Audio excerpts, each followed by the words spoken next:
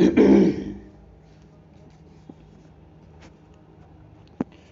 नमस्कार दोस्तों, good evening. आप सभी का बहुत बहुत स्वागत है हमारे यूट्यूब चैनल कैरियर परिवार में। मैं मुकेश कुमार आप सबका बहुत बहुत स्वागत करता हूं। चलिए आज का क्लास हम लोग स्टार्ट करते हैं और आज हम लोग देखेंगे टेस्ट नंबर आपका 73। जी हाँ, इसके पहले 72 टेस्ट आपका कंप्लीट करा दिया गया है। अगर आप नहीं देखे हैं तो आप हमारे ग्रुप में जुड़ जाइए, वहाँ पर सभी टेस्ट आपको मिल जाएगा। उसका वीडियो भी मिल जाएगा, उसका पीडीएफ भी मिल जाएगा और उसका नोट्स भी आपको मिल जाएगा। आज हम लोग देखने वाले हैं 75 डीएलएड महत्वपूर्ण प्रश्न। ठीक है, तो चलिए इसको हम लोग स्टार्ट करते हैं आज का क्लास। और आपको पता है कि डेली जो क्लास होती है दोस्तों, रात में 9 बजे से लाइव क्लास होती है। तो लाइव क्लास देखने के लिए आपको करना कुछ नहीं है, बस चैनल को सब्सक्राइब कर लेना है और बेल आइकन प्रेस कर लेना है। ठीक है, ताकि आपको डेली 9 बजे से लाइव क्लास मिल सकेगा।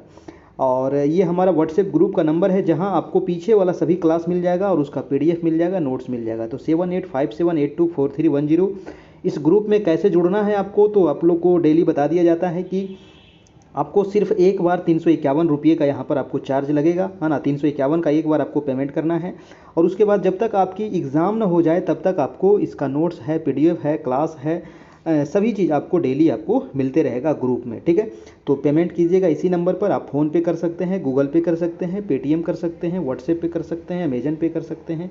किसी भी माध्यम से पेमेंट करके स्क्रीनशॉट ले लीजिएगा और हमारे इसी नंबर पर व्हाट्सएप पर आप भेज दीजिएगा, जहां आपको जोड़ दिया जाएगा और सभी मटेरियल आपको वहां पर प्रोवाइड करा दिया जाएगा। हमारा टेलीग्राम ग्रुप को ज्वाइन कर लीजिएगा, टेलीग्राम पर भी हम क्वेश्चन पोस्ट करते रहते हैं, तो वहाँ से भी आपकी रिवीजन होते रहेगा। चलिए आज का देखते हैं हम लोग प्रश्न। पहला प्रश्न काफ़ी इंपॉर्टेंट सवाल है और सभी लोग एक बार वीडियो को लाइक कर दीजिए, है ना। चलिए देखते हैं आज का पहला सवाल। पहला सवाल कह रहा है कि हार्वर्ड गार्डनर के बहुबुद्धि सिद्धांत के अनुसार निम्नलिखित विशेषताओं से युक्त एक व्यक्ति की बुद्धि को किस प्रकार से वर्गीकृत किया जा सकता है। देखिए, एक क्वेश्चन तो यहाँ पर सबसे पहले आपको पूछा जाएगा कि बहुबुद्धि सिद्धांत किसने दिया है, तो हार्वर्ड गार्डनर के द्वारा दिया गया है। ठीक है, तो ये सवाल आपको कई बार एग्जाम में पूछा गया है। अब क्वेश्चन कह रहा था कि इसी के अनुसार विशेषताओं से युक्त एक व्यक्ति की बुद्धि को किस प्रकार से वर्गीकृत किया जा सकता है।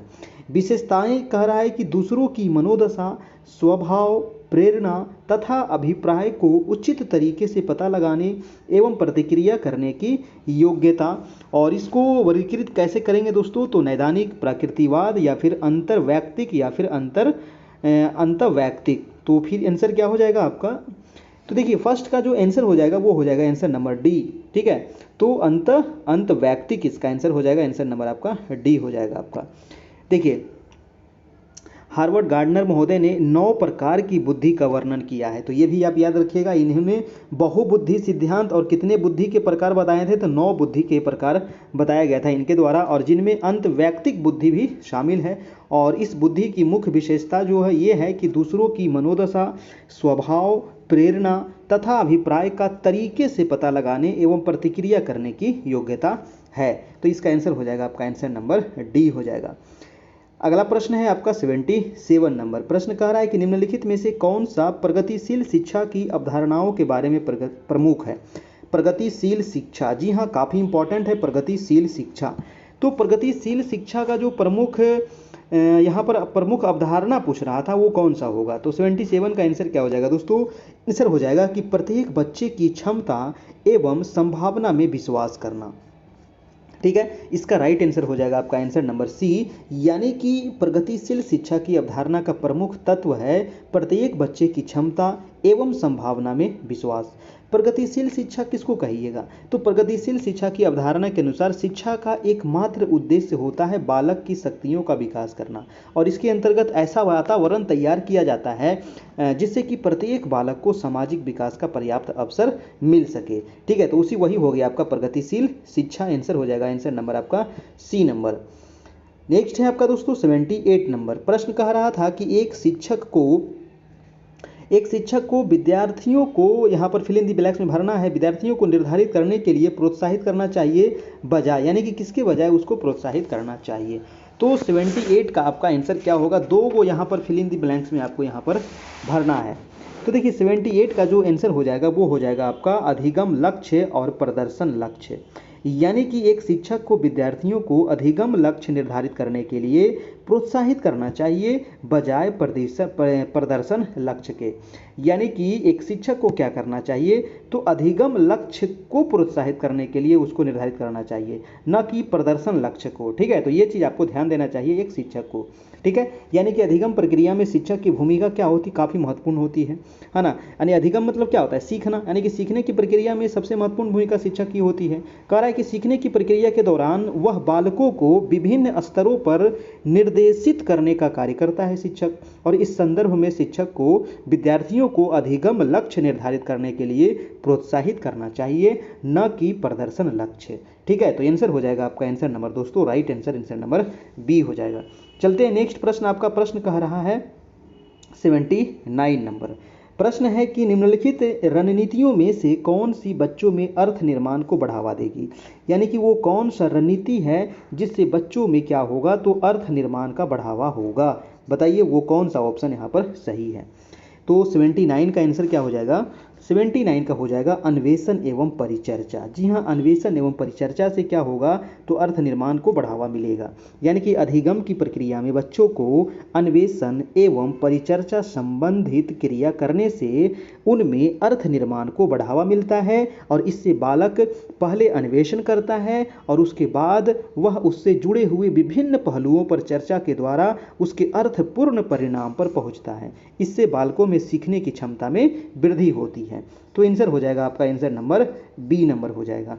ठीक है, नेक्स्ट प्रश्न है आपका दोस्तों, प्रश्न नंबर है 80।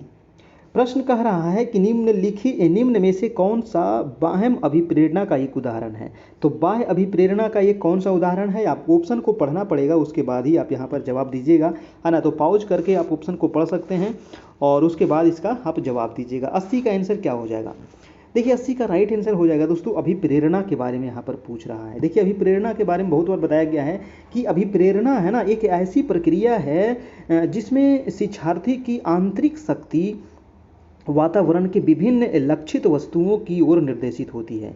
अभिप्रेरणा मुख्यतः दो प्रकार के होते हैं, ये भी याद रखिएगा।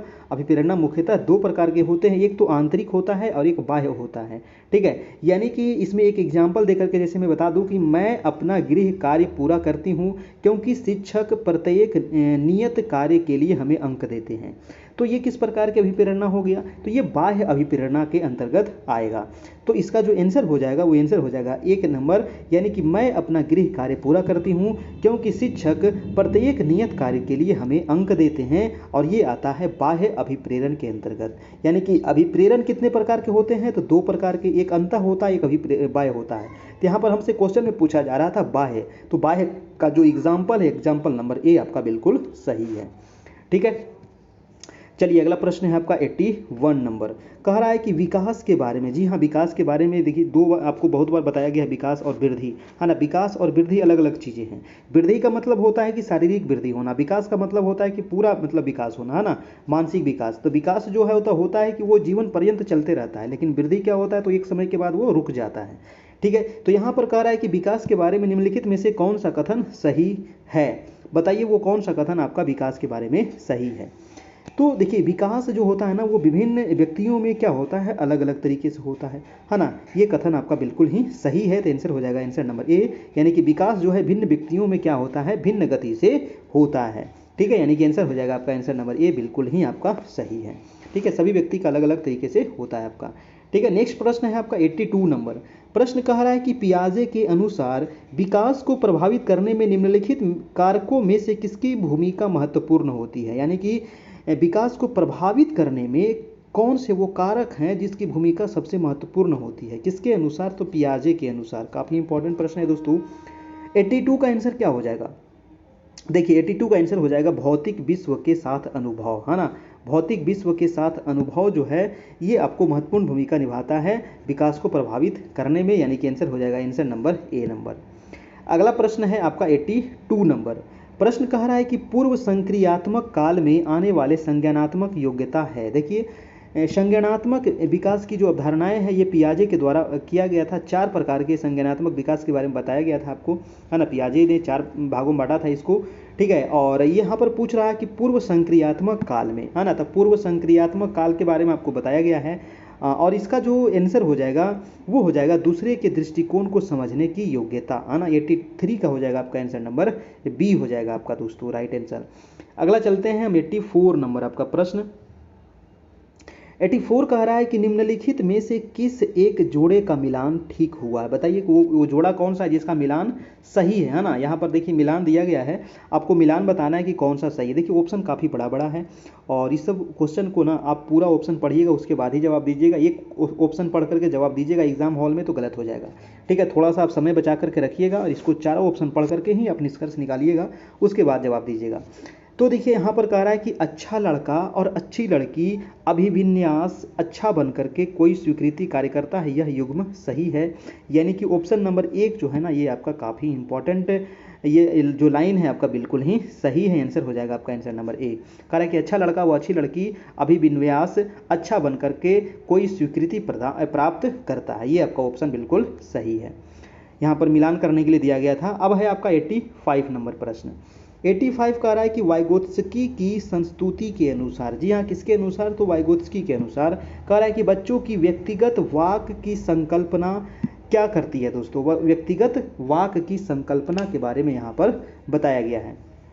देखिए तो वाइगोत्स्की की संस्तुति के अनुसार बच्चों की व्यक्तिगत वाक की संकल्पना यह स्पष्ट करती है कि बच्चे अपने ही कार्यों का निर्देशन के लिए भाषा का उपयोग करते हैं, यानी कि आंसर हो जाएगा आपका आंसर नंबर बी नंबर हो जाएगा, ठीक है।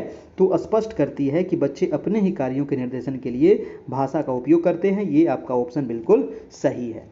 नेक्स्ट प्रश्न है आपका 86 नंबर प्रश्न है कि वाइगोत्स्की के अनुसार, जी हाँ फिर से आ गए वाइगोत्स्की महोदय, कह रहा है कि वाइगोत्स्की के अनुसार सीखने को पृथक नहीं किया जा सकता है। जी हाँ सीखने को पृथक नहीं किया जा सकता है पुनर्बलन से या व्यवहार में मापने योग्य परिवर्तन से या अवबोधन और अवधानात्मक प्रक्रियाओं से या फिर उसके सामाजिक संदर्भ से।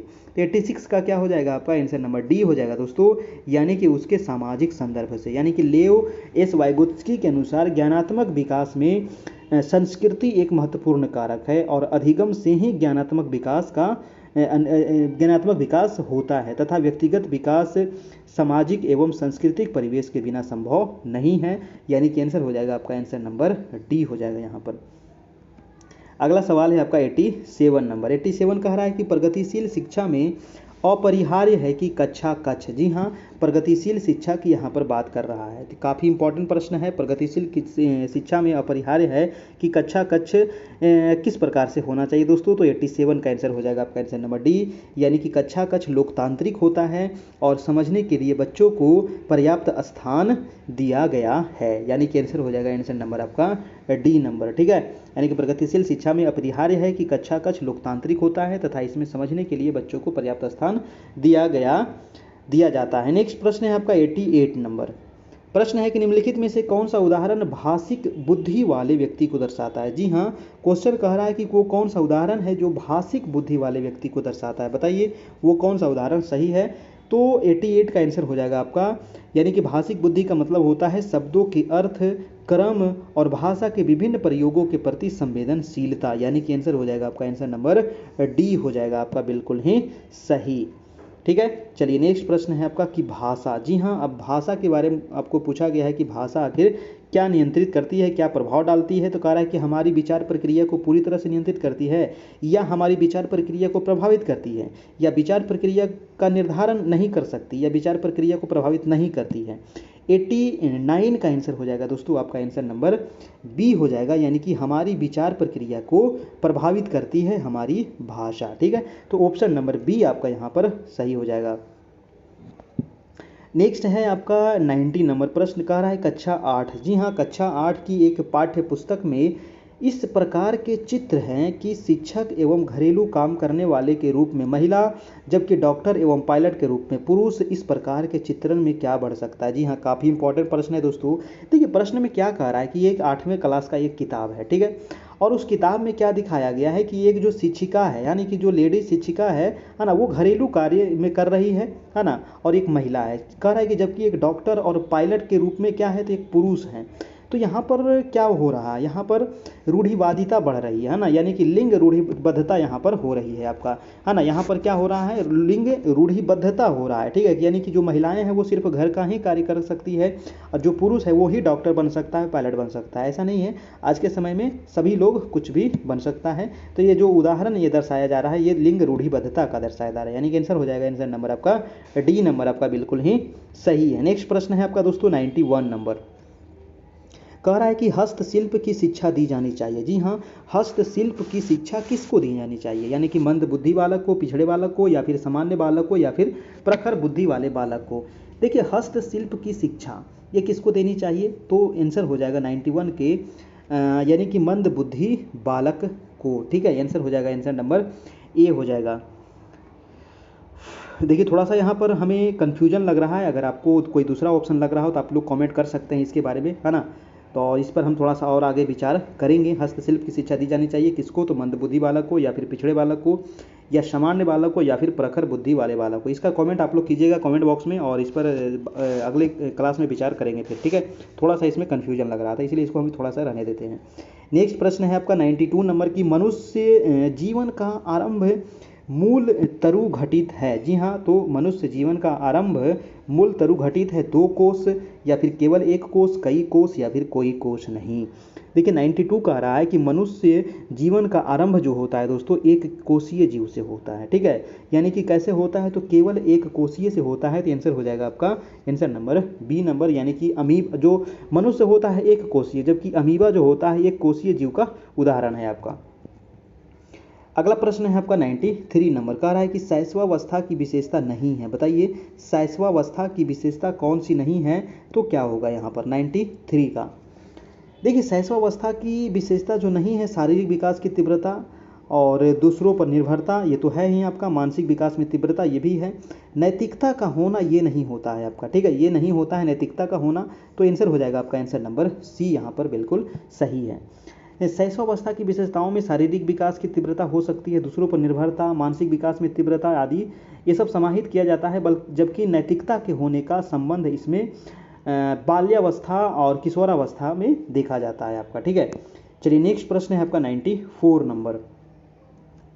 94 कह रहा है कि गामक विकास से हमारा तात्पर्य मांसपेशियों के विकास से है। जी हाँ, गामक विकास से हमारा तात्पर्य है मांसपेशियों के विकास से तथा पैरों के उचित उपयोग से दोस्तों, और इसका आंसर क्या हो जाएगा, तो गामक विकास से हमारा तात्पर्य मांसपेशियों के विकास तथा पैरों के उचित उपयोग। 94 का आपका आंसर हो जाएगा दोस्तों शक्ति और गति। जी हाँ, शक्ति और गति ये आपका जो कह रहा है, यानी कि इंद्रिय जनित गामक अवस्था मानसिक विकास का वह चरण है जो जन्म से लेकर के 2 वर्ष की अवधि में पूरा होता है, जिसका संबंध मांसपेशियों के विकास, उचित उपयोग और शक्ति एवं गति से इसका होता है। तो आंसर हो जाएगा आपका आंसर नंबर डी हो जाएगा। नेक्स्ट 95 की, इस अवस्था को मिथ्या पक्वता भी कहा जाता है। बताइए किस अवस्था को दोस्तों मिथ्या पक्वता कहेंगे, बताइए 95 का आंसर क्या हो जाएगा, तो उसको कहेंगे आपको बाल्यावस्था को, है ना। किसको कहा जाता है, बाल्यावस्था को कहा जाता है, ठीक है। तो आंसर हो जाएगा आपका आंसर नंबर बी नंबर, ठीक है। देखिए बाल्यावस्था को 2 भागों में बांटा जाता है, एक पूर्व बाल्यावस्था होता है, एक उत्तर बाल्यावस्था होता है, ठीक है। तो आंसर हो जाएगा यहाँ पर आंसर नंबर बी। नेक्स्ट है आपका 96 नंबर, प्रश्न कह रहा है कि बच्चों में अच्छे चरित्र के निर्माण के लिए, जी हाँ, बच्चों में अच्छे चरित्र के निर्माण के लिए क्या करना चाहिए। तो बच्चा में अच्छा चरित्र के निर्माण के लिए कक्षा कक्ष गतिविधि इस प्रकार से हो कि बच्चों को चरित्र निर्माण में सहायता मिल सके, यानी कि ऑप्शन सी आपका बिल्कुल ही सही है। यानी कि कक्षा कक्ष में की गई गतिविधियां जो होता है बालक पर सीधा प्रभाव पड़ता है ना, और इसीलिए इन गतिविधियों को सही दिशा में पोषित किया जाए जो बालक के चरित्र निर्माण में भी सहायता मिलता रहे। नेक्स्ट प्रश्न है आपका 97 नंबर। 97 प्रश्न कह रहा है कि निम्न में से कौन सी परिस्थिति सृजनात्मकता को बढ़ाने में सहायता होगी। दोस्तों सृजनात्मकता, जी हाँ, तो सृजनात्मकता को बढ़ाने में वो कौन सी परिस्थिति मतलब कि सहायक होगी। तो 97 का क्या होगा, यानी कि जब बच्चों को स्वयं करके सीखने के लिए अधिक से अधिक अवसर मिल सके। जी हाँ, जब बच्चा स्वयं करके सीखेगा ना तो उसके सृजनात्मकता में क्या होगा, डेवलपमेंट होगा। यानी कि सृजनात्मकता किसी बालक की वह क्षमता है जिसमें वह कुछ ऐसा पैदा कर सकता है जो पहले से ज्ञात न हो। यदि बच्चों को स्वयं करके सीखने से अधिक अवसर दिया जाए तो सृजनात्मकता का विकास होता है। ठीक है, तो याद रखिएगा आपका सृजनात्मकता। नेक्स्ट प्रश्न है आपका 98 नंबर। 98 कह रहा है कि बच्चों में नैतिक मूल्यों को विकसित करने का सर्वाधिक उचित तरीका कौन सा है। जी हाँ, बच्चों में नैतिक मूल्य को विकसित करने का सर्वाधिक उचित तरीका। जी हाँ, तो बच्चों में आप नैतिक मूल्यों का विकास कैसे करेंगे, है ना, सर्वाधिक उचित तरीका क्या होना चाहिए। तो 98 का आंसर हो जाएगा आंसर नंबर सी, यानी कि शिक्षकों एवं बड़ों द्वारा नैतिक मूल्यों को प्रदर्शित करना। जी हाँ, यानी कि यदि शिक्षक एवं बड़े मिल करके इस प्रकार का व्यवहार प्रदर्शित करें जो नैतिक मूल्यों के अनुरूप हो, तो बच्चों पर भी उसके व्यवहार का धनात्मक प्रभाव पड़ता है और जिसके परिणाम स्वरूप उनमें नैतिक मूल्य स्वतः ही विकसित होने लगता है। यानी कि आंसर हो जाएगा आपका आंसर नंबर सी हो जाएगा। नेक्स्ट है आपका 99 नंबर। 99 कह रहा है कि एक शिक्षक की नियुक्ति सुदूर गांव में की जाती है। जी हाँ, एक शिक्षक की नियुक्ति कहाँ हो जाती है, सुदूर गांव में, यानी कि बहुत दूर गांव में हो जाती है जहां पर ग्रामवासी अशिक्षित हैं। जी हाँ, और तथा विद्यालय भवन एवं पेयजल का भी अभाव है वहां पर। कह रहा है कि गांव में कार्य करने में सबसे बड़ी बाधा है। जी हाँ, तो गांव में कार्य करने में सबसे बड़ी बाधा क्या है, तो 99 का आंसर क्या होगा। देखिए, इसको क्या हम कर सकते हैं, तो इस प्रकार का अगर समस्या हो तो कह रहा है कि किसी भी समाज में जो अशिक्षा है ना, वो एक सबसे बड़ा अभिशाप होता है। इसीलिए शिक्षा सबसे ज़्यादा जरूरी चीज़ है। यानी कि अशिक्षित जो लोग हैं अपने अधिकारों के प्रति जागरूक नहीं होते हैं, है ना, उनको क्या अधिकार दिया गया सरकार के द्वारा, हमारे संविधान के द्वारा, ये भी उनको नहीं पता है। अतः गांव में कार्य करने में शिक्षक को सबसे बड़ी बाधा समस्या समाधान हेतु प्रेरणा का अभाव होता है। यानी कि आंसर हो जाएगा दोस्तों, आंसर नंबर आपका सी नंबर हो जाएगा आपका। नेक्स्ट प्रश्न है आपका 100 नंबर। 100 प्रश्न कह रहा है कि विद्यार्थी द्वारा गणित की कक्षा में सीखी गई अवधारणा का उपयोग भूगोल की कक्षा में किया जाता है, यह उदाहरण है। जी हाँ, कह रहा है कि विद्यार्थी द्वारा गणित की कक्षा में सीखी गई अवधारणा, बच्चा जो है वो गणित की कक्षा में कुछ सीखा है और इसका उपयोग कहाँ कर रहा है, भूगोल की कक्षा में कर रहा है। तो बताइए यह उदाहरण किस प्रकार का है। तो ये जो उदाहरण है ना, ये सकारात्मक अंतरण का उदाहरण है। जी हाँ, अगर गणित में आप कुछ सीखे हैं, अगर भूगोल में उसका उपयोग कर रहे हैं, तो इसका मतलब आप सकारात्मक कार्य कर रहे हैं, है ना। ये नकारात्मक नहीं कर रहे हैं, किस प्रकार का कार्य कर रहे हैं, तो सकारात्मक कार्य आप कर रहे हैं। आंसर हो जाएगा दोस्तों, आंसर नंबर आपका ए नंबर।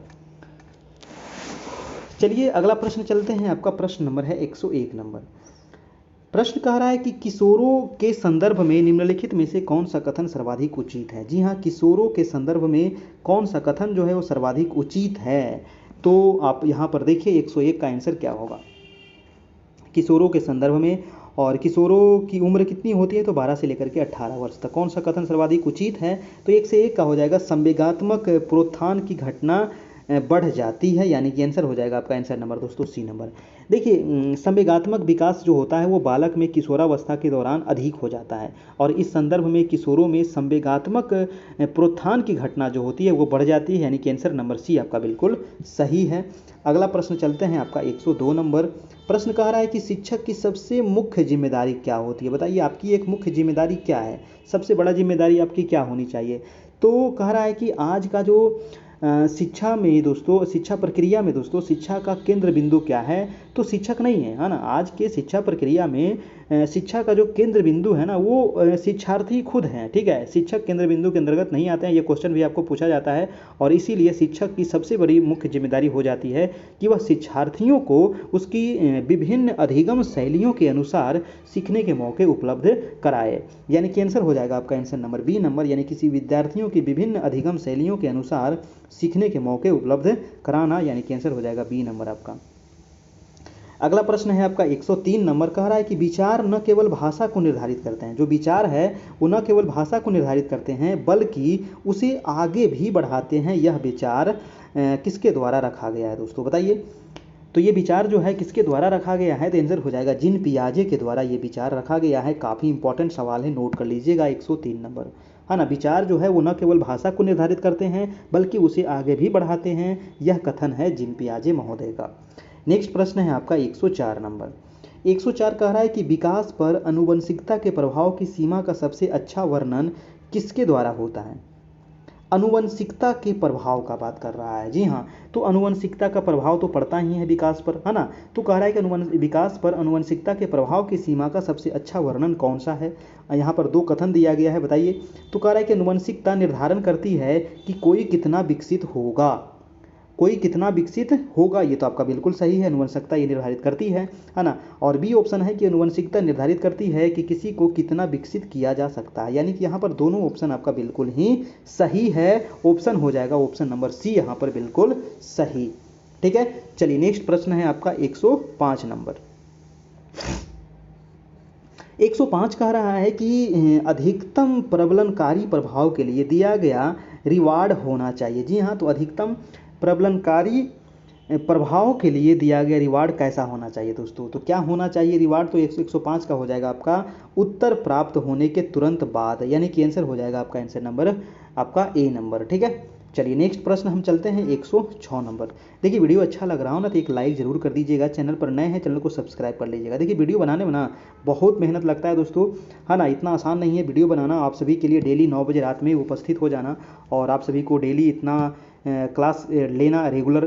ठीक है, तो आप सभी से बस एक ही उम्मीद है कि आप लोग वीडियो को थोड़ा लाइक कर दीजिए, अपने दोस्तों को शेयर कर दीजिए, चैनल पर नए हैं चैनल को सब्सक्राइब कर लीजिए। ठीक है, चलिए हम देखते हैं 106 नंबर प्रश्न कह रहा है कि निम्नलिखित में से कौन सी वो आकलन पद्धति विद्यार्थियों की सर्वोत्तम क्षमता को पोषित करेगी। जी हाँ, वो कौन सी आकलन पद्धति है जो विद्यार्थियों की सर्वोत्तम क्षमता को पोषित करेगी दोस्तों, बताइए।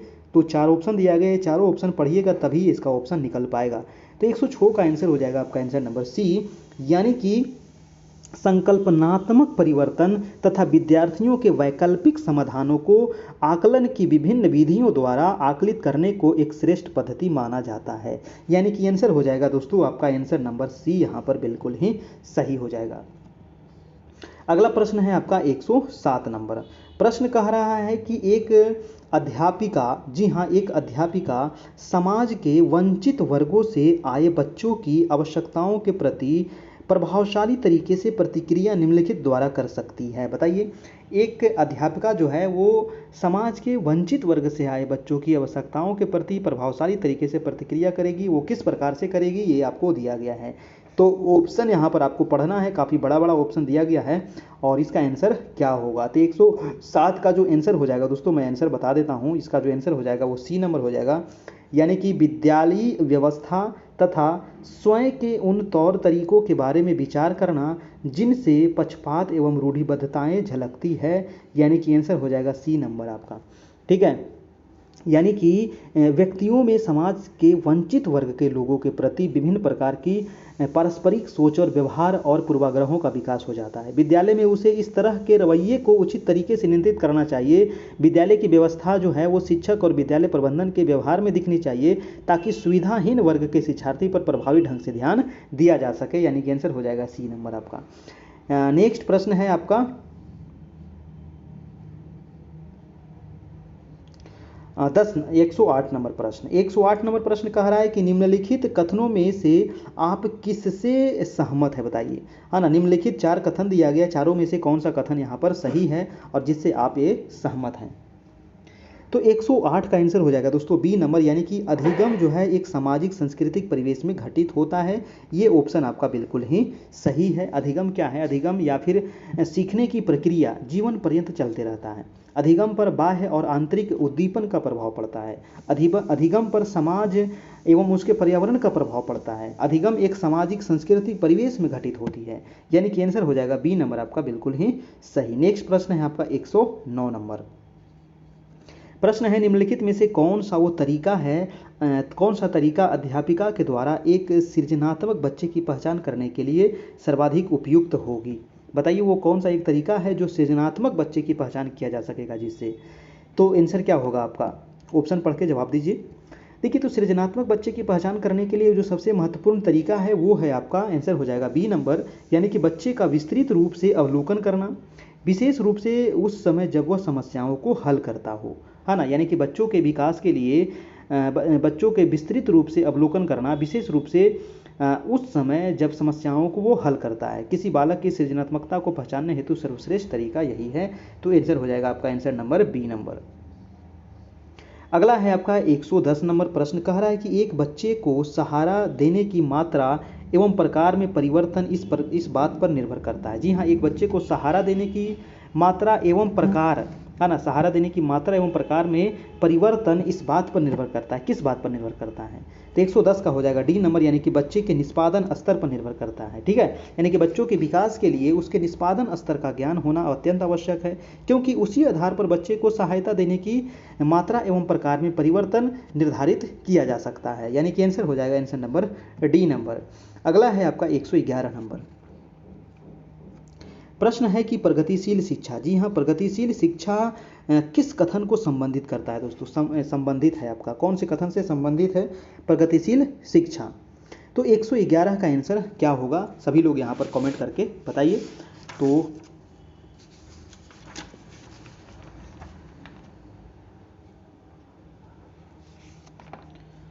देखिए 111 का आंसर हो जाएगा आपका बी नंबर, यानी कि ज्ञान प्रत्यक्ष अनुभव और सहयोग से उत्पन्न होता है, यानी कि आंसर नंबर हो जाएगा आपका बी नंबर, प्रगतिशील शिक्षा का आपका। नेक्स्ट प्रश्न है आपका 112 नंबर। प्रश्न कह रहा है दोस्तों कि निम्नलिखित में से कौन सा समाज में लिंग समानता का मानदंड हो सकता है? जी हाँ, लिंग समानता का मानदंड हो सकता है, वो कौन सा मानदंड है समाज में? तो 112 का आंसर हो जाएगा आपका सी नंबर, यानी कि कक्षा 12 तक पहुंचने वाले लड़कों एवं लड़कियों की संख्या की तुलना, यानी कि आंसर नंबर हो जाएगा सी नंबर। देखिए कक्षा 12 तक पहुंचने वाले लड़कों और लड़कियों की संख्या की तुलना करके लिंग समानता को परिपुष्ट किया जा सकता है, क्योंकि कक्षा 12 तक लड़कियों का पढ़ना उनकी निरंतरता को प्रदर्शित करता है, जो लिंग समानता का एक मानदंड है।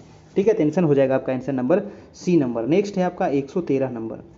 प्रश्न कह रहा है कि सीखने के लिए आकलन, बताइए सीखने के लिए आकलन यहाँ पर कौन सा ऑप्शन सही है? देखिए सीखने के लिए आकलन है ना, आकलन का मतलब क्या हुआ? मूल्यांकन। तो सीखने के लिए जो मूल्यांकन जो है वो अभिप्रेरणा को बढ़ावा देता है। किसको बढ़ावा देता है? अभिप्रेरणा को वो बढ़ावा देता है, यानी कि आंसर हो जाएगा आपका आंसर नंबर ए हो जाएगा आपका, क्योंकि इस प्रकार के मूल्यांकन का उपयोग शिक्षार्थियों को अन्य कार्यक्रमों के लिए अभिप्रेरित करने के साथ साथ सूचना प्रदान करने तथा शिक्षा प्राप्ति में सुधार संबंधी कार्य करने के लिए बाध्य करता है, यानी कि आंसर हो जाएगा आपका आंसर नंबर ए। नेक्स्ट है आपका 114 नंबर। 114 नंबर प्रश्न कह रहा है कि अधिगम निर्योग्यता वाले शिक्षार्थियों द्वारा एक पूर्ण और उत्पादक जीवन जीने के अवसरों को बढ़ाने का सबसे सही तरीका कौन सा है? यानी कि अधिगम निर्योग्यता वाले शिक्षार्थियों द्वारा एक पूर्ण और उत्पादक जीवन जीने के लिए अवसरों को बढ़ाने का सबसे सही तरीका कौन सा है? तो सबसे सही तरीका जो हो जाएगा वो हो जाएगा आपका विविध कौशलों एवं और युक्तियों का शिक्षण करना, जिसे सभी संदर्भों में लागू किया जा सकता है। जी हाँ, आंसर हो जाएगा आपका आंसर नंबर सी नंबर, यानी कि ऐसे शिक्षार्थी जो सीखने के किसी निर्योग्यता से ग्रसित हैं, उनके जीवन को उत्पादक बनाने के लिए यह आवश्यक है कि उन्हें विविध कौशल और युक्तियों का शिक्षण दिया जाए, जिससे कि वे इसका उपयोग सभी महत्वपूर्ण संदर्भों में कर सके। नेक्स्ट प्रश्न है दोस्तों आपका प्रश्न नंबर 116 नंबर। 116 कह रहा है कि राजेश गणित की समस्या को हल करने के लिए पूरी तरह से संघर्ष कर रहा है। राजेश जो है वो गणित की समस्या को हल करने के लिए पूरी तरह से संघर्ष कर रहा है, और उसका आंतरिक बल जो उसे उस समस्या को पूरी तरह से हल करने के लिए विवश करता है, वो किस रूप में जाना जाता है? जी हाँ, काफ़ी अच्छा प्रश्न है आपका 115 नंबर। बताइए क्या होगा 115 का आंसर? 115 का हो जाएगा दोस्तों, यानी कि वो है प्रेरक। जी हाँ, वो उसको किस रूप में जाना जाता है? तो उसको प्रेरक के रूप में जाना जाता है ना। तो यहाँ पर फिल इन द ब्लैंक्स में भरा जाएगा आपका प्रेरक। नेक्स्ट है आपका 116 नंबर। कह रहा है कि अनुशासन, जी हाँ, अनुशासन जो अधिगम वातावरण में एक महत्वपूर्ण भूमिका निभाता है, किस तरह की मदद करता है? जी हाँ, तो अनुशासन हमें अधिगम में किस प्रकार की मदद करता है? क्या होगा आपका 116 का हो जाएगा आपका आंसर नंबर बी नंबर, यानी कि बच्चों को अपनी शिक्षा को विनियमित और मॉनिटर करने के लिए यह हमें मतलब कि मदद करता है। यानी कि अनुशासन जो है वो जो अधिगम वातावरण में एक महत्वपूर्ण भूमिका निभाता है और बच्चों को अपनी शिक्षा को विनियमित और मॉनिटरिंग यानी कि निगरानी करने में मदद करता है। जब छात्र अपना स्वयं मूल्यांकन करते हैं तो उससे उन्हें अपनी गलतियों और प्रगति को जानने में मदद मिलती है और इससे उन्हें सीखने के सर्वश्रेष्ठ मार्ग मिलते हैं आपका। नेक्स्ट चलते हैं दोस्तों आपका प्रश्न नंबर 117 नंबर। 117 प्रश्न कह रहा है कि आनुवंशिकता और पर्यावरण की भूमिका के बारे में निम्नलिखित में से कौन सा कथन यहाँ पर सही है? किसके बारे में पूछ रहा है? तो आनुवंशिकता और पर्यावरण की भूमिका के बारे में। तो 117 का हो जाएगा आपका आंसर नंबर बी, यानी कि विकास के कुछ पहलू आनुवंशिकता और कुछ अन्य पर्यावरण से अधिक प्रभावित होती है, यानी कि आंसर नंबर बी आपका बिल्कुल ही सही है।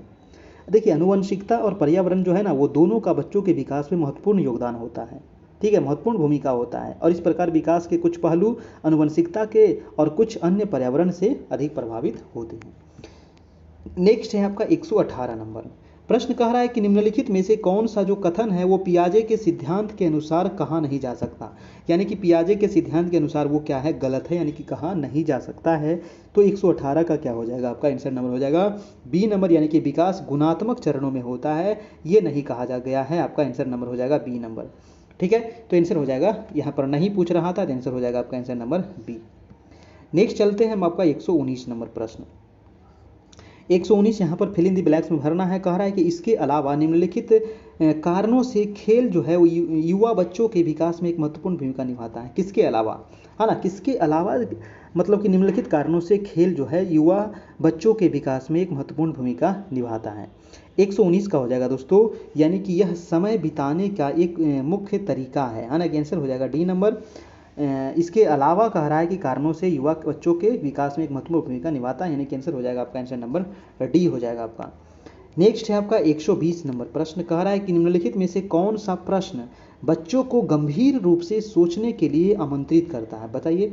काफ़ी इंपॉर्टेंट प्रश्न है ना, वो कौन सा जो प्रश्न है जो बच्चों को गंभीर रूप से सोचने के लिए आमंत्रित करता है। तो आंसर हो जाएगा, यानी कि विभिन्न तरीकों से हम इसे कैसे हल कर सकते हैं, है ना, यानी कि जब अध्यापक द्वारा बच्चों से प्रश्न को विभिन्न तरीके से हल करने के लिए कहा जाता है तो उन्हें वह गंभीरता से सोचने के लिए आमंत्रित करता है, यानी कि आंसर हो जाएगा आपका आंसर नंबर ए हो जाएगा, ठीक है। चलिए नेक्स्ट प्रश्न है आपका कि एक उभयलिंगी व्यक्ति, बताइए 121 का आंसर क्या होगा। एक उभयलिंगी व्यक्ति किसे कह सकते हैं, तो 121 का हो जाएगा दोस्तों, यानी कि एक उभयलिंगी व्यक्ति में आम तौर पर माने गए पुरुष और स्त्री गुणों का समायोजन होता है, ठीक है। तो आंसर हो जाएगा आपका आंसर नंबर सी हो जाएगा। नेक्स्ट है आपका 122 नंबर प्रश्न। कह रहा है कि निम्नलिखित में से कौन सा वो विकल्प है प्रगतिशील शिक्षा का सबसे अच्छा वर्णन करता है। जी हाँ, प्रगतिशील शिक्षा का सबसे अच्छा वर्णन कौन सा ऑप्शन यहाँ पर कर रहा है, तो आंसर हो जाएगा करके सीखना, परियोजना विधि और सहयोग से सीखना। जी हाँ, ये काफ़ी इंपॉर्टेंट सवाल है, याद रखिएगा, है ना, प्रगतिशील शिक्षा। तो 122 का आंसर हो जाएगा बी नंबर, यानी कि बच्चों द्वारा करके सीखना, परियोजना विधि से सीखना, सहयोग से सीखना आदि जो है ये प्रगतिशील शिक्षा का सबसे अच्छा उदाहरण है, सबसे अच्छा तरीके से इसको वर्णन किया जाता है। तो आंसर हो जाएगा आपका आंसर नंबर बी हो जाएगा। नेक्स्ट चलते हैं आपका 123 नंबर। वीडियो अच्छा लग रहा हो तो एक लाइक कर दीजिएगा, और इसका पीडीएफ चाहिए दोस्तों आपको सामान्य अध्ययन का, डीएलएड का, करंट अफेयर का, तो आप हमें कांटेक्ट कीजिए 7857824310। आपको इस नंबर पे मैसेज करना है, वहाँ पर आपको सारा पीडीएफ है, वीडियो है, नोट्स है, आपको प्रोवाइड करा दिया जाएगा, ठीक है। चलिए हमारा व्हाट्सएप ग्रुप का नंबर है। नेक्स्ट है आपका 123। कह रहा है कि निकटवर्ती विकास का क्षेत्र संदर्भित करता है। दोस्तों निकटवर्ती विकास का क्षेत्र कौन सा संदर्भित करता है, तो 123 का आंसर क्या होगा, तो इसका आंसर हो जाएगा, यानी कि निकटवर्ती विकास का क्षेत्र जो है एक संदर्भ को जिसमें बच्चे सहयोग के सही स्तर के साथ कोई कार्य लगभग स्वयं कर सकते हैं, यानी कि आंसर हो जाएगा आपका आंसर नंबर डी हो जाएगा यहाँ पर बिल्कुल ही सही। देखिए यहाँ पर कहा क्या रहा था कि यानी कि निकटवर्ती विकास का क्षेत्र उस संदर्भ को संदर्भित करता है जिसमें बच्चे सहयोग के सही स्तर के साथ कोई कार्य लगभग स्वयं कर सकते हैं, और इस सिद्धांत को सोवियत मनोवैज्ञानिक लेव वाइगोत्स्की के द्वारा विकसित किया गया है, ठीक है। तो ये भी याद रखिएगा, इस सिद्धांत को किसने दिया, तो लेव वाइगोत्स्की ने दिया था, सोवियत रूस वाले। अगला सवाल है आपका 124 नंबर। कह रहा है कि मानकीकृत परीक्षणों की आलोचनाओं में से एक यह है, बताइए मानकीकृत परीक्षणों की आलोचनाओं में से एक यह है, कौन सा होगा आपका। 124 का हो जाएगा आपका बी नंबर, यानी कि ये मुख्य रूप से मुख्य धारा की संस्कृति का प्रतिनिधित्व करते हैं और इसलिए ये पक्षपाती हैं, ठीक है। तो आंसर हो जाएगा आपका आंसर नंबर बी नंबर हो जाएगा 124 का। नेक्स्ट प्रश्न है दोस्तों आपका 125 नंबर। कह रहा है एक प्रश्न है कि एकाधिक बुद्धिमानी का सिद्धांत कहता है। जी हाँ, एकाधिक बुद्धिमानी का सिद्धांत क्या कहता है, तो एकाधिक बुद्धिमानी का सिद्धांत ये कहता है कि बुद्धि कई प्रकार की हो सकती है। ठीक है, ये बुद्धि कई प्रकार की हो सकती है, यानी कि आंसर नंबर हो जाएगा सी नंबर आपका। नेक्स्ट है आपका 126 नंबर।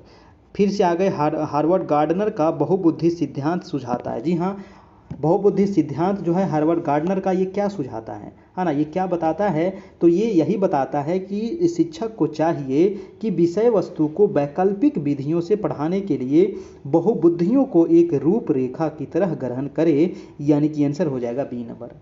जी हाँ, गार्डनर का बहुबुद्धि भी सिद्धांत एक मनोवैज्ञानिक सिद्धांत है जिसमें 7 प्रकार की प्रतिभाएं होती है दोस्तों, और ये प्रतिभाएं किसी भी व्यक्ति में 2 या 2 से अधिक हो सकती है। अतः शिक्षक को चाहिए कि वह विषय वस्तु को वैकल्पिक विधियों से पढ़ाने के लिए ऐसे ही रूपरेखा का उपयोग करे, और ये कहना है आपको हार्वर्ड गार्डनर महोदय का। ठीक है, नेक्स्ट प्रश्न है आपका 127। प्रश्न कह रहा है कि लेव वाइगोत्स्की के समाज संरचना सिद्धांत में, जी हाँ, लेव वाइगोत्स्की का समाज संरचना सिद्धांत में दृढ़ विश्वास रखने वाले शिक्षक के नाते आप अपने बच्चों के आकलन के लिए किस विधि को वरीयता देंगे? बताइए, किस विधि को आप वरीयता देंगे दोस्तों, है ना। यानी कि शिक्षक के नाते आप अपने बच्चों को आकलन के लिए कौन सी विधि का वरीयता देंगे? तो 127 का हो जाएगा आपका आंसर नंबर सहयोगी प्रोजेक्ट, यानी कि सहयोग प्रोजेक्ट।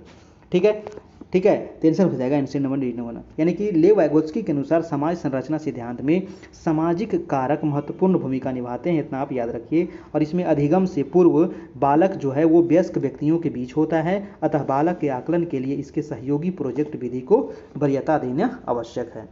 अगला सवाल है आपका 128 नंबर। कह रहा है कि अपनी कक्षा की वैयक्तिक भिन्नताओं से निपटने के लिए शिक्षक को चाहिए। जी हाँ, अपनी कक्षा की वैयक्तिक भिन्नताओं से निपटने के लिए शिक्षक को क्या चाहिए? जी हाँ, आपको क्या चाहिए? आप एक शिक्षक हैं तो आपको यही चाहिए कि एक शिक्षक को अपनी कक्षा की वैयक्तिक भिन्नताओं से निपटने के लिए शिक्षक को बच्चे से बातचीत करके उसके दृष्टिकोण को महत्व देना चाहिए। ठीक है, तो बातचीत करके उसके दृष्टिकोण को महत्व देना चाहिए। आंसर हो जाएगा आपका आंसर नंबर बी नंबर, यानी कि बच्चों से बातचीत करे और उनके दृष्टिकोण को महत्व दे, ये हो जाएगा सबसे उचित तरीका। ठीक है, नेक्स्ट प्रश्न है आपका 129 नंबर। कह रहा है कि आकलन उद्देश्य पूर्ण होता है। जी हाँ, आकलन क्या होता है? उद्देश्य पूर्ण होता है यदि, है ना, यदि, तो 129 का आंसर हो जाएगा दोस्तों ए नंबर। इससे विद्यार्थियों और शिक्षकों को प्रतिपुष्टि यानी कि फीडबैक प्राप्त हो, यानी कि आंसर नंबर हो जाएगा ए नंबर। ठीक है, चलिए, आकलन उद्देश्य पूर्ण तभी होगा जब इससे विद्यार्थी और शिक्षकों को क्या हो? फीडबैक प्राप्त हो। नेक्स्ट सवाल है आपका 130 नंबर।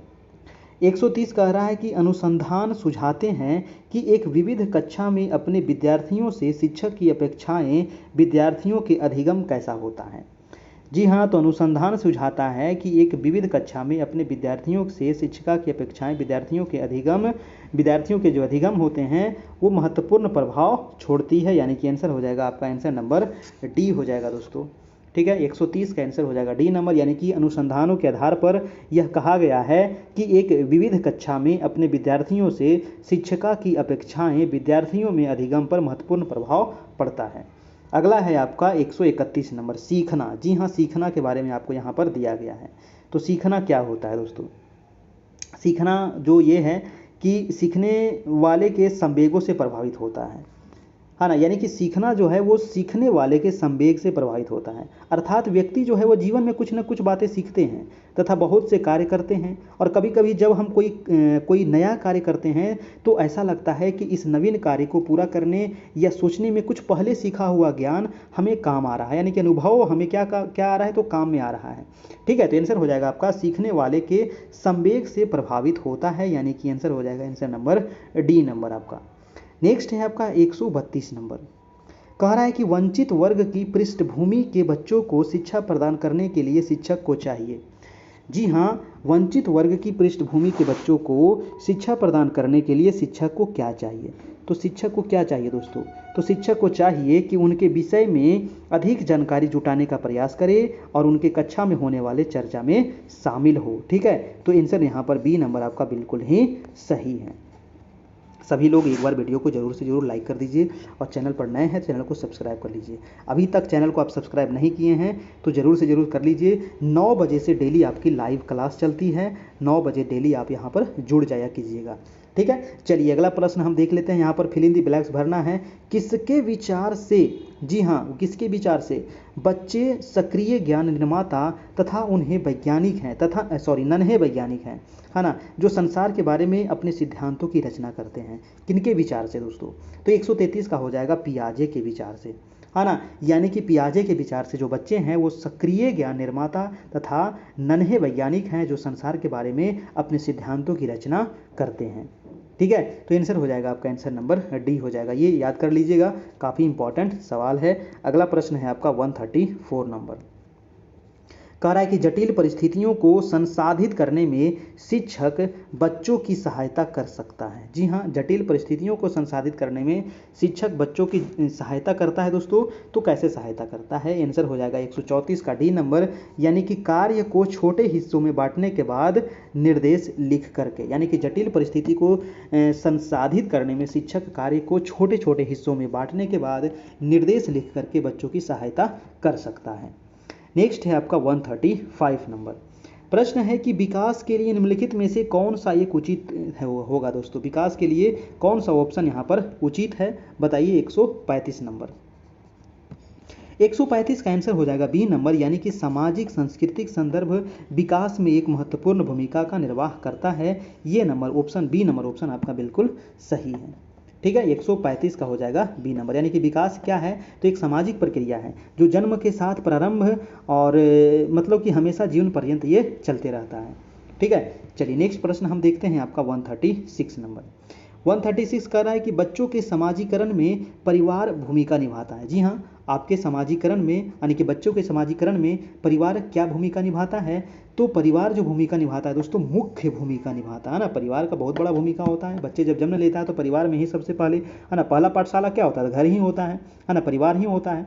यानी कि बच्चे के समाजीकरण में परिवार का एक मुख्य भूमिका होता है ना। और अनेक मनोवैज्ञानिकों का ये मत है कि परिवार ही वह पहली संस्था है जो बच्चों को शिष्टाचार एवं नैतिक विकास की शिक्षा देकर उसे योग्य व्यक्ति बनाता है। यानी कि आंसर हो जाएगा आपका answer number C number. Next है आपका 137। 137 कह रहा है कि वाइगोत्स्की के अनुसार बच्चे सीखते हैं। बताइए वाइगोत्स्की के अनुसार बच्चे कैसे सीखते हैं?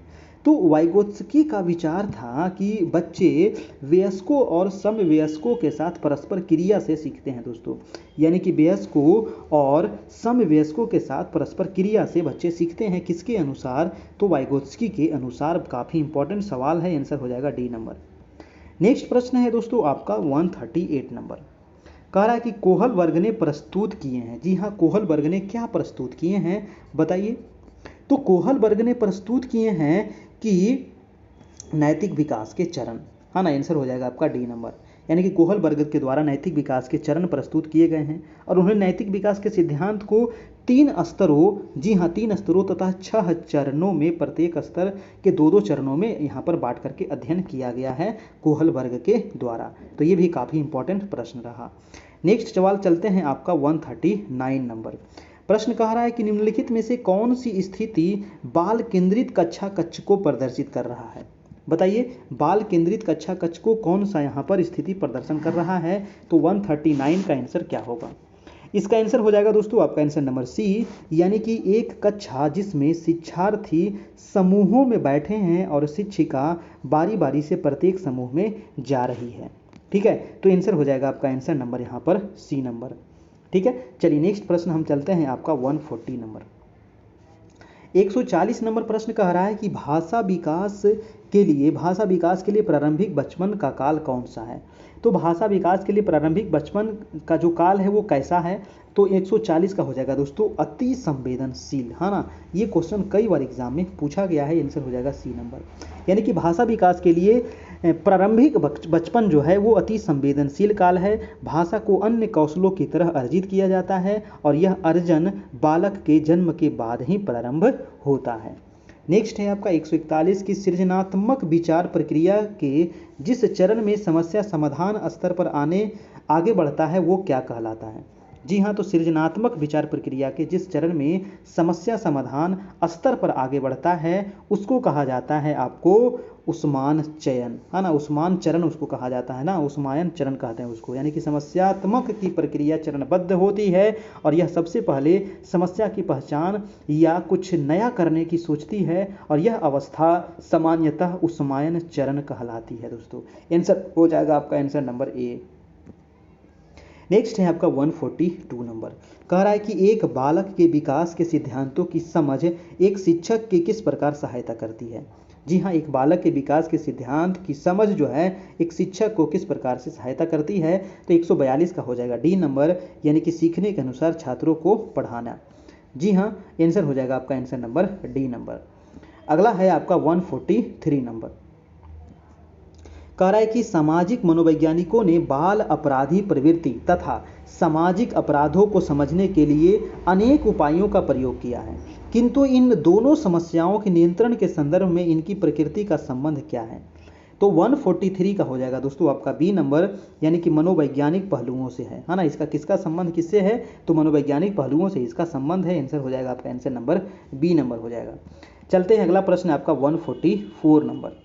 कह रहा है कि स्कूल तथा समुदाय के बीच अच्छे संबंध के लिए निम्न में से क्या आवश्यक है। जी हाँ, स्कूल तथा समुदाय के लिए बीच अच्छे संबंध के लिए निम्न में से क्या आवश्यक है, तो इसके लिए आवश्यक है दोस्तों उपयुक्त सभी हो जाएगा। यानी कि समय समय पर स्कूल की प्रगति एवं गतिविधियों की जानकारी समुदाय को देते रहना, स्कूल के वातावरण को सुधारने में समुदाय के लोगों का सहयोग लेना, शिक्षकों का अभिवादनों के निरंतर संपर्क में रहना। आंसर हो जाएगा आपका आंसर नंबर डी, यानी कि इनमें से सभी।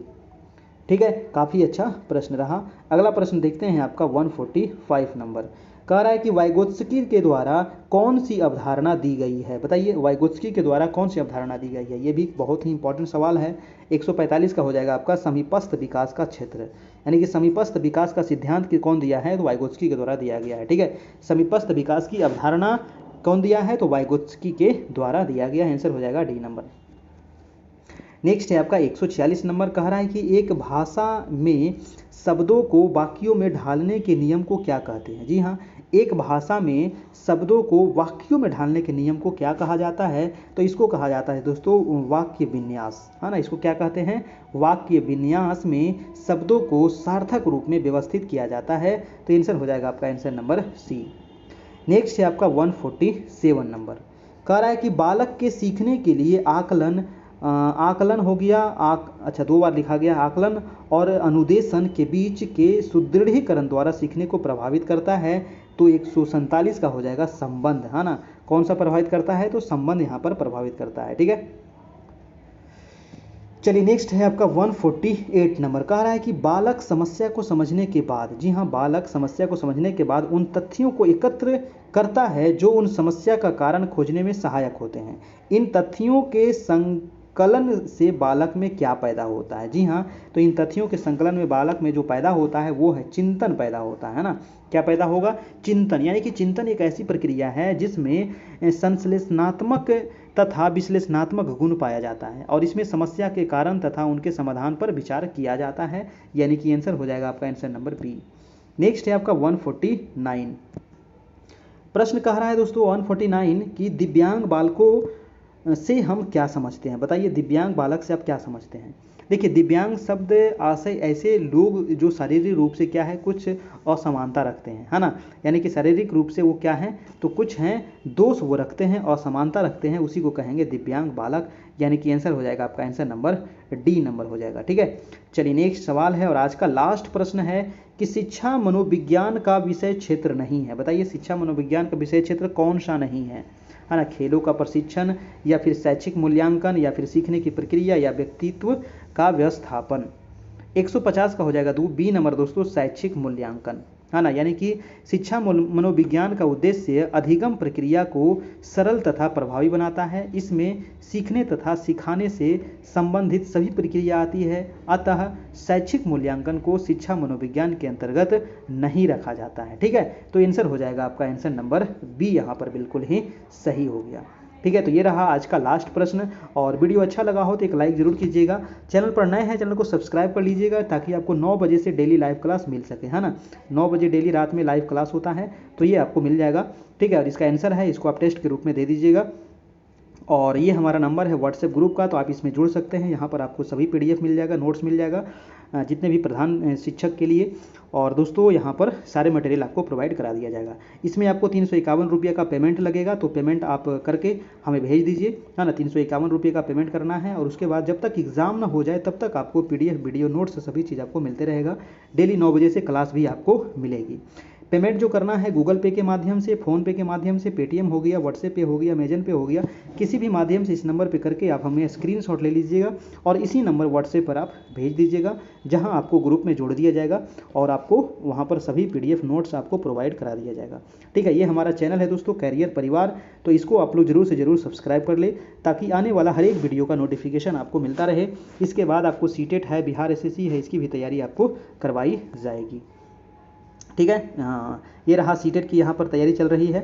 सीटेट के अलावा दोस्तों आज आपका 73 नंबर टेस्ट आपका यहाँ पर कंप्लीट हो गया है, और आज हम लोग DLED का प्रश्न देखे, और कल देखेंगे हम लोग 74 नंबर टेस्ट, जिसमें हम लोग देखेंगे सामान्य अध्ययन, रीजनिंग और मैथ के भी सवाल हम देखेंगे 9 बजे से। ठीक है, तो आज इतना ही रहने देते हैं, फिर अगले क्लास में मिलेंगे इसी चैनल पर इसी समय। तब तक के लिए good night, goodbye and take care.